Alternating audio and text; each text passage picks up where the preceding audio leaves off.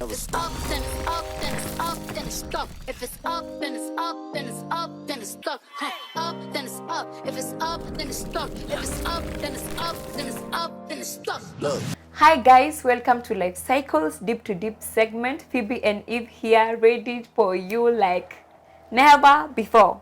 And our topic today is etiquette. Anyway, etiquette is the topic. I know there are a lot that we need to talk about. So easy etiquette zinafaa kuwa wapi na wapi? In your house, when you visit people's houses, in the public eye. I mean, everywhere you are and there are people. The word is etiquette. Yes. So, etiquette. Haya, sasa ya kwanza, picking your nose. Ooh.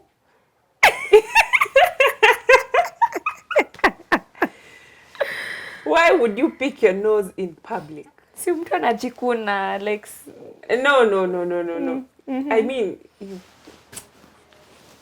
we are in the era of sanitization, keeping your hands clean, doing all those manner. It means hygiene. Yes. So when you go picking your nose in public, or even when you are on your own, honestly, sasa nitakosaje kujipick na niko peke. There's a handkerchief provided for you. Anyway, sometimes unapatanga mtu anafanya tu hivi, but normally it's good to just get a nice white or whichever color that you like, and set yourself aside, pick your nose or do whatever you're doing, but just let it not be in the public eye. It's annoying, it's disgusting, and maybe the next thing you're having a meal. It's bad. The next thing that we need to talk about is using your toothpick, manze. Toothpick. Like you are in the public domain, alafu unachukua toothpick, ndio huyu wewe uko hivi, unafanya hivi. And then to make it worse, unafanya hivi and then you investigate the specimen. Oh my goodness. What how are do you checking? Naangalia nyama yenye umekula. Yenye umekula. Get a serviette. When you're at the table with other people, just cover nicely and do your picking, whatever you're picking, and then just put it on the serviette nicely, fold it nicely, find a bin somewhere and dispose it. Because there are some people who leave it on the plate. Yeah, the people who just actually will pick and just drop it on the table. I mean, especially ladies, we ought to. Yeah, there are men who got etiquette though. Yeah, so when you pick, pick nicely, use your dental floss, use your whatever, just pick nicely and then put it back. So, flushing toilets. Hallelujah. Lord have mercy. Why do people not flush toilets? Mostly. In people's houses, you're cautious because somebody else will use, especially when nobody is watching you. In public toilets, wale watu wenda tao. Normally, if the toilet bowl doesn't have what do you call that? If it's not working, let's just if say. it's not working, it doesn't have water. Kuna kuanga na mutungi kubwa ya black ama whatever ndo they put there in a jug. Yes. Chota maji vizuri. Just pour it into the toilet. Do not leave the toilet dirty. You're not the only user in the house. I know. I think that is the only time we should investigate the specimen kama imeenda. Because you're like, ndio wako kamtu kanachungulia up and then the next person. I think even you yourself. Just leave the toilet as you found it. Yes. When you flush the toilet, leave it clean for the next user. Nobody wants to come to the toilet and find it dirty. You get out to use the next toilet and the next toilet to find it is in a mess. I mean, if the attendants around you, just tell them to clean it up maybe and then use it. Yeah, because sometimes we have this thing of like, uchungulia hapo nione kama ya men iko ukatumia ya men chuyoni chafu. Another thing, this is mostly for ladies. I would talk about rolling your pads. Like bado ukiwa kwa the public environment, unaingia washroom and then you're like, ndio hiyo pad iko hapo inakuangalia.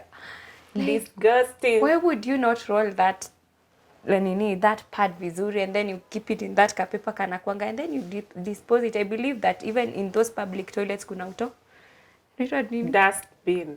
Yeah, those dustbins. It's important, like for hygiene purposes. Imagine if it's your baby who is going to that washroom and then apate such, what would they think? So please, please, please roll them and then keep them well. And then also, it's also important to change them on time because kuna harufu zingine unapitananga na mtu unasikia. Body Huyo mse. Body odor. Ati odur. Wool up, nigga. Wool up, wool up, wool up. Just wool up. Those ones, zinatangwa odor. Come on, odur pole. I think another thing that tunaweza ongelea hapa kwa etiquette is allowing people to finish conversations. Oh, yes. We have a bad habit of you find people talking, then next minute you have your totally different story or whatever you want to communicate far from whatever people are talking about. So normally, it's good to excuse me. I would like to excuse me, there's a message I want to pass. Excuse me, just hold it there. It's important. It's urgent. Like so. Maybe lastly, what we can share is it's important to say sorry. I use those little kind words. Yeah, I call them magic words. Please, may I, kindly, excuse me. Which other one? I think they are magical words, and those are the kind of words you start teaching actually your kids. I'm sorry, I did this. Not so many people know how to apologize, by the way. So true. Sorry, we are used to that. But when you want to give an apology, please mean it. Say, I'm sorry I did this and this. May I kindly pass this and this for me? And those words are beautiful. They are, use them, practice them. Practice them in your daily conversations. Dear men, future husbands, please. I think normally when everybody sees those who kojoa, when you normally see that post, that's when you feel like you want to susu, and happens to be no washrooms around you. So what do? Ama wanajaribingi kuona what will happen after they do that. Tashikwa. Sio kujaribu. I don't know what happens. It's just something. Venye unasemanga kuna jua kutanyesha. Usikojoe hapa unakojoa. Don't dump here. Don't dump here. That is where people end up dumping.